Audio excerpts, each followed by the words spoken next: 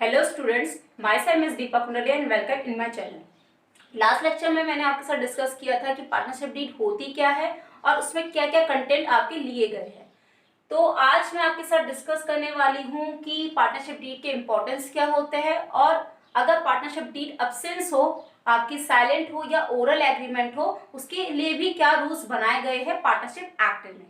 तो स्टार्ट करते हैं, पर स्टार्ट करने से पहले मेरे चैनल को लाइक शेयर सब्सक्राइब जरूर कीजिएगा। ओके, अब partnership deed, importance of partnership deed देखिए। कानून अगर लॉ की बात करें तो लॉ क्या कहता है कि हमने फर्म को अलाउ किया है कि आपका डिसीजन है, आप ओरल एग्रीमेंट भी कर सकते हो, रिटर्न एग्रीमेंट भी कर सकते हो। मतलब कोई आपके साथ जबरदस्ती नहीं है कि आपको रिटर्न एग्रीमेंट ही करना जरूरी है। पर रिटर्न एग्रीमेंट करने के कुछ फायदे होते हैं। जो फायदे आपके होते हैं वो मैंने फायदे आपके कुछ पॉइंट्स, जो मेजर पॉइंट्स है वो यहाँ लिखे हैं कि क्या क्या फायदे होते हैं आपके पार्टनरशिप डीड अगर फर्म प्रिपेयर करेगी। ठीक है, और सबसे पहले देखिए, it regulates the rights, duties and liabilities of each partner.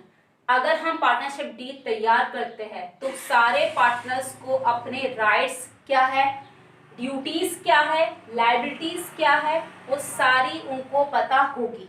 Second, it helps to avoid any misunderstanding amongst the partners because all the terms and conditions of partnership have been laid down beforehand in the deed. ये partnership deed जो है आपकी सारे partners की जो भी misunderstanding होगी, गलत फहमियां होगी, वो भी दूर करेगा, क्योंकि उस पार्टनरशिप डीड में आपके सारे टर्म्स एंड कंडीशन पहले से ही लिखे जाएंगे। ठीक है। Third, any dispute amongst the partners may be settled easily as the partnership deed may be readily deferred to. अगर कोई भी सारे पार्टनर्स के बीच में कोई झगड़ा होता है तो उस पार्टनरशिप डीड में पहले से ही तय होगा कि आपके एक आर्बिट्रेटर तैयार किया जाएगा, अपॉइंट किया जाएगा। आर्बिट्रेटर का मतलब क्या हो, जैसे पंचायत होते, पंच होते, या फिर कोई जज आपका अपॉइंट किया जाएगा ताकि वो आपके आपसी झगड़े को सुलझा सके।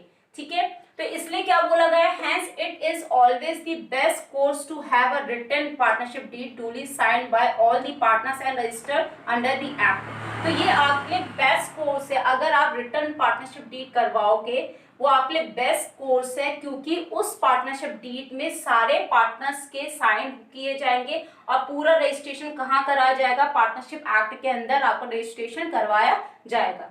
ठीक है, एक और पॉइंट हम अगर इसमें ऐड करना चाहे तो अगर पार्टनरशिप डीड में किसी पार्टनर पे भरोसा नहीं है तो उसको भी रिमूव करने के लिए वो भी आपकी क्या पार्टनरशिप डीड हेल्प करेगा।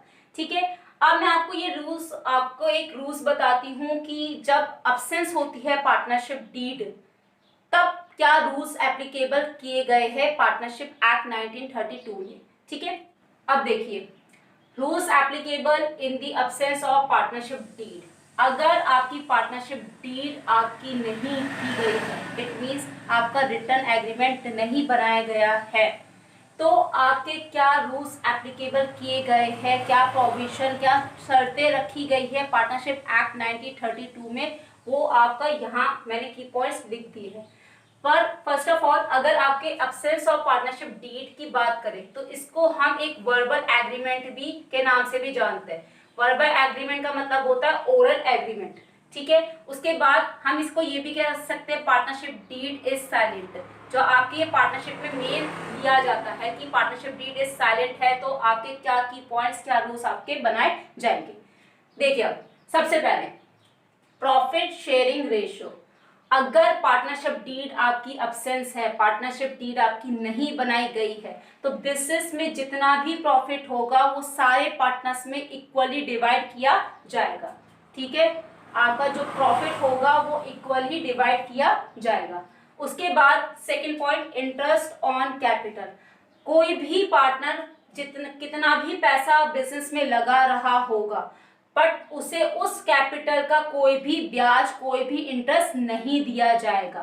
ठीक है, नो, आपका कोई भी इंटरेस्ट नहीं दिया जाएगा। उसके बाद नेक्स्ट पॉइंट है आपका इंटरेस्ट ऑन ड्रॉइंग। जैसे आपका पैसा लगाने पे रिटर्न डॉक्यूमेंट में क्या हुआ था, रिटर्न एग्रीमेंट में क्या हुआ था आपका, जब कैपिटल लगा रहे थे तो उस पे इंटरेस्ट मिल रहा था। तो जब आप पैसा विड्रॉल कर रहे थे, निकाल रहे थे अपने पर्सनल खर्चे के लिए, तो जब बिजनेस को वापस करने की बारी आई तो इंटरेस्ट के साथ दे रहे थे।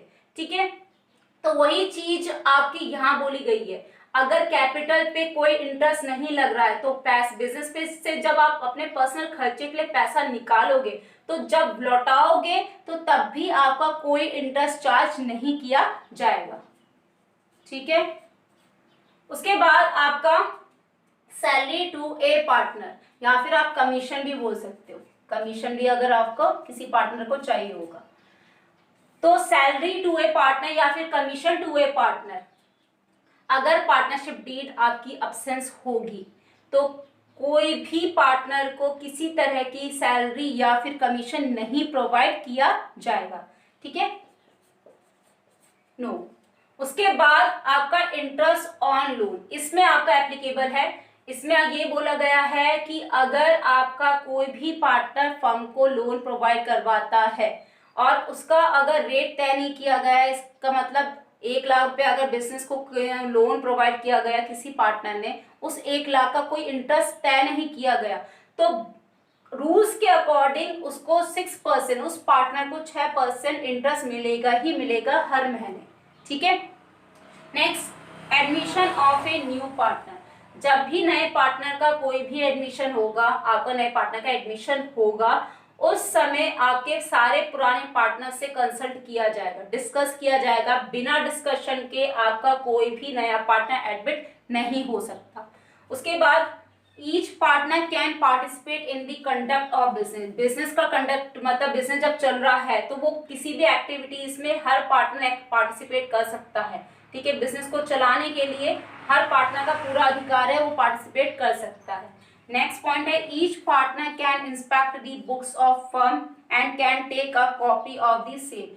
आपके अकाउंट्स की बुक की कॉपी तो होगी इंस्पेक्ट, बट हर पार्टनर को ये भी अधिकार होगा कि अगर वो कोई और बुक मेंटेन करके रखी है किसी भी पार्टनर ने तो उसकी कॉपी भी वो उसके पास होगी और उसको भी वो इंस्पेक्ट देख सकता है। ठीक है, अब देखो मैंने एक कॉमन बात लिखी, यहाँ पर एक बुलेट बनाया है। ठीक है, जो बहुत ज्यादा जरूरी है। It should be remembered that partners may change any the above provision by coming to a common agreement। इसका मतलब क्या होगा कि आपको नोट करने की ये चीज है इसमें कि कोई भी पार्टनर अगर पार्टनर चाहे तो ये जो प्रोविजन, ये जो शर्तें रखी गई है, ये जो सिद्धांत आपके बनाए गए हैं, रूल्स आपके बनाए गए हैं, अगर पार्टनरशिप डीड अब्सेंस होगी तो उसको चेंज भी करा सकते हैं एक कॉमन एग्रीमेंट बना के।